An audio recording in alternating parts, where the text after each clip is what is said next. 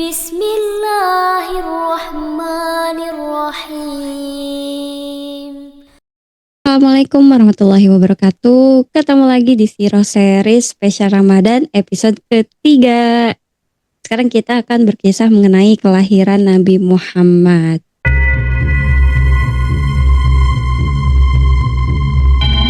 Di sebuah kota kecil bernama Mekah, pada malam yang tenang, di tahun yang disebut tahun gajah, sebagaimana yang kita udah bahas di episode kedua, langit tampak lebih bersih dari biasanya. Bintang-bintang berkilauan, seakan menunggu sesuatu yang besar akan terjadi. Tidak ada seorang pun yang tahu bahwa pada malam ini akan lahir seorang anak yang kelak akan mengubah dunia. Seorang bayi yang akan membawa cahaya di tengah gelapnya zaman Zahiliyah pada saat itu. Tapi sebelum kita menyaksikan momen kelahiran sang bayi, mari kita mulai kembali ke masa beberapa abad sebelumnya. Di zaman ketika Ka'bah masih suci, hanya digunakan untuk menyembah Allah. Rumah yang dibangun oleh Nabi Ibrahim dan putranya Ismail itu dulunya adalah tempat manusia bertauhid. Namun sesuatu terjadi yang mengubah Mekah dan keyakinan orang-orang di dalamnya.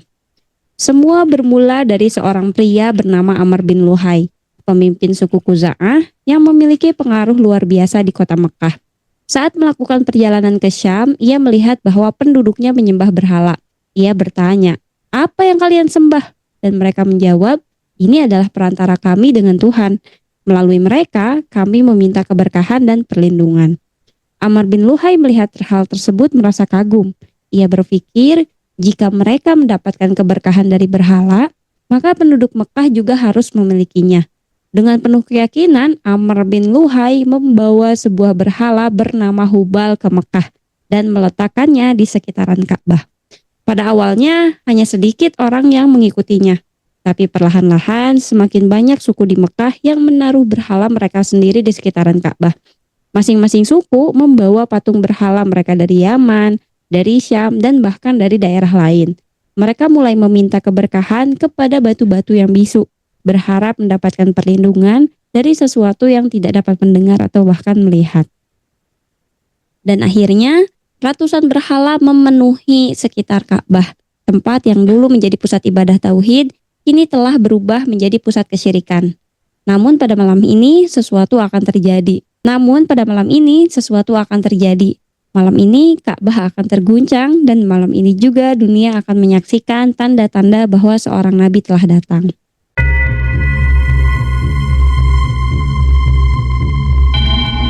Di sebuah rumah sederhana di kota Mekah, seorang wanita bernama Aminah binti Wahab sedang merasakan tanda-tanda persalinan.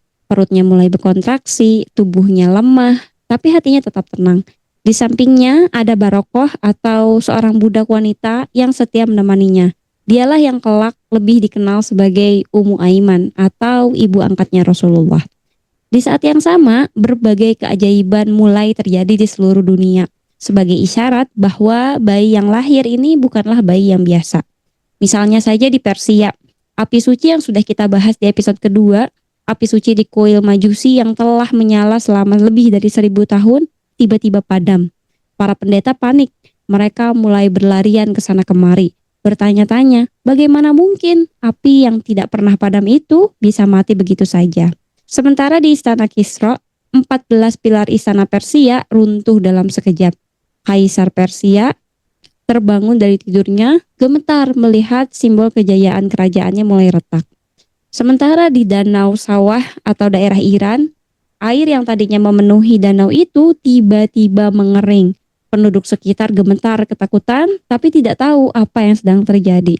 Sementara terjadi di kota Mekah, guncangan kecil terasa di sekitaran Ka'bah. Berhala-berhala yang dibawa oleh Amr bin Luhai dan para pengikutnya dan berhala-berhala yang berdiri di sekeliling Ka'bah mulai bergetar. Beberapa di antaranya roboh dan bahkan hancur berkeping-keping. Dan saat itulah bayi itu lahir. Berita kelahiran bayi itu menyebar. Sang kakek Abdul Muthalib begitu bahagia. Ia segera datang menggendong cucunya yang baru lahir dan membawanya ke depan Ka'bah. Dengan penuh haru ia berkata, Aku memberi nama Muhammad yang berarti terpuji. Aku berharap ia akan menjadi orang yang terpuji di langit dan bumi.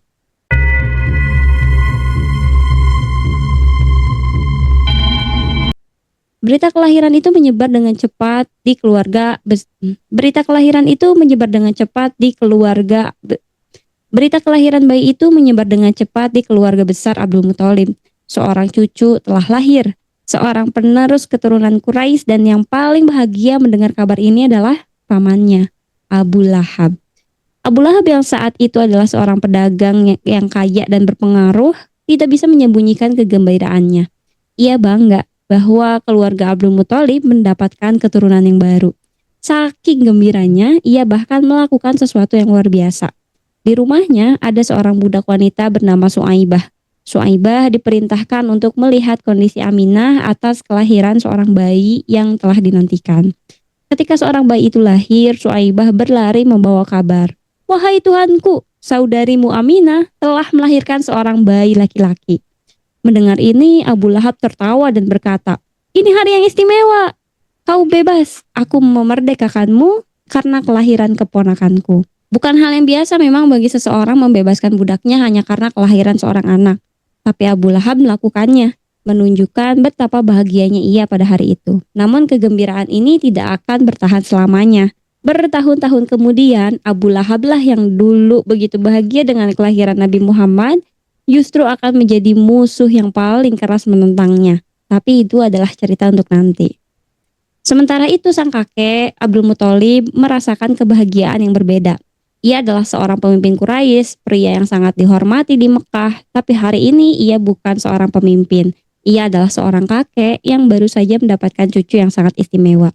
Ia menggendong bayi Muhammad dengan hati-hati, lalu membawanya ke depan Ka'bah. Ia berdiri di sana, menatap bangunan suci itu, dan dengan suara penuh kebanggaan ia berkata, "Ya Allah, aku bersyukur atas kelahiran cucuku ini. Aku yakin dia akan menjadi orang yang besar. Aku memberinya nama Muhammad yang berarti terpuji, dan aku berharap ia akan menjadi orang yang paling terpuji di langit dan bumi." Nama Muhammad memang bukanlah nama yang umum di kalangan Quraisy pada saat itu. Sebagian besar nama mereka memiliki makna kebanggaan sukunya, keberanian, atau bahkan ketakutan. Tapi Abdul Muthalib memilih nama yang unik, nama yang kelak akan menjadi nama yang paling sering disebut di seluruh dunia. Hari itu berlalu dengan kebahagiaan bagi keluarga Abdul Muthalib. Namun bagi sang bayi, hidupnya tidak akan selalu dipenuhi kebahagiaan. Ia terlahir sebagai seorang yatim. Ayahnya, Abdullah bin Abdul Muthalib, telah wafat sebelum sempat melihat wajahnya. Abdullah meninggal dalam perjalanan kembali ke Syam, di sebuah kota bernama Yathrib.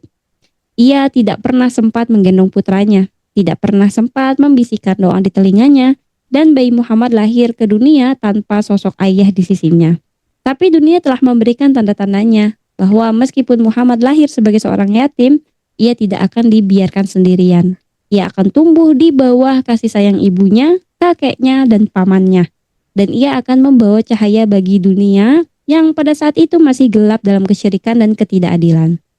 Dan dari kota kecil di tengah padang pasir ini, dalam beberapa dekade ke depan, nama Muhammad akan mengguncangkan dunia. Namun sebelum itu, perjalanan panjangnya sebagai seorang yatim baru saja dimulai. Nah, itulah kondisi pada saat Nabi Muhammad lahir ke dunia. Sebenarnya masih ada satu kondisi lagi di mana langit dipenuhi oleh bintang-bintang jatuh. Para ulama menjelaskan bahwa bintang-bintang jatuh itu disebabkan karena para setan sedang berusaha untuk mencuri informasi dari langit, dari para malaikat. Sehingga Allah mengusir para setan itu dengan turunnya bintang jatuh. Tapi wallahu a'lam bishawab. Gimana kisah dari kelahiran Nabi Muhammad ini? Kalau misalkan kamu tertarik untuk belajar sirah dengan cara yang paling mudah, silahkan subscribe karena aku gak sabar buat ketemu kalian lagi. Assalamualaikum.